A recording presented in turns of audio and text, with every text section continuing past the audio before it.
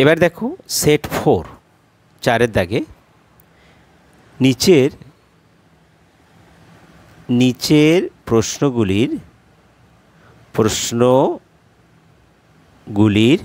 উত্তর দাও।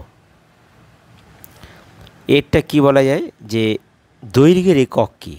দৈর্ঘ্যের একক কি? তো আমরা বলতে পারি উত্তর যে দৈর্ঘ্যের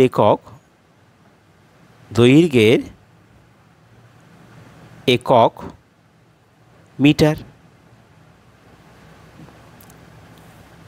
বিটটা ঘনবস্তুর আয়তন পরিমাপের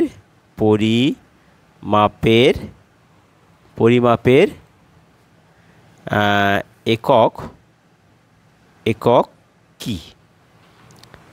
তাহলে আমি উত্তর লিখতে পারি কি যে ঘনবস্তুর আয়তন পরিমাপের একক হচ্ছে ঘনমিটার, অর্থাৎ ঘনবস্তুর আয়তন পরিমাপের একক হলো ঘনমিটার। সিটটা 1 লিটারের কত অংশ 1 ডেসিলিটার?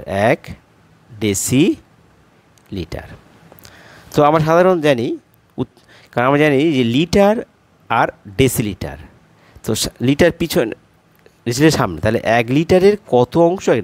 তাহলে 1 লিটার সামনে যে 10 হবে, সামনে 10 গুণ হবে, তাহলে সেক্ষেত্রে 1 লিটারের কত অংশ ডেসিলিটার, তার পিছনে কত 10 ভাগ, তাহলে 1-এ 10 অংশ।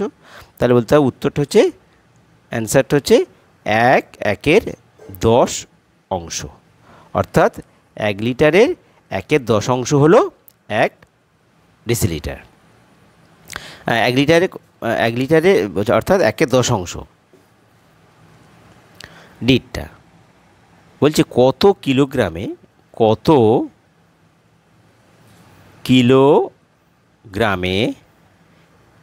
1 কুইন্টাল? কত কিলোগ্রামে 1 কুইন্টাল? তাহলে আমরা জানি যে 100 কিলোগ্রামে 1 কুইন্টাল, তাহলে 101 কুইন্টাল আমরা আগে পড়েছি, 1 কুইন্টাল সমান 100 কিলোগ্রাম। এবার কোশ্চেনটা দেখো, ওজনের একক কি? তা ওজনের একক কি বলা যায়? কিলোগ্রাম। কিলোগ্রাম ওজন একক হলো কিলোগ্রাম। 4-এর এফটা বলছে কি না, কত লিটারে 1 কিলোলিটার? তো আমরা জানি, দেখো কত লিটারে 1 কিলোলিটার, তাহলে আমরা জানি যে কিলোলিটার, হেক্টোলিটার, ডেকালিটার, লিটার, তাহলে 1 কিলোলিটার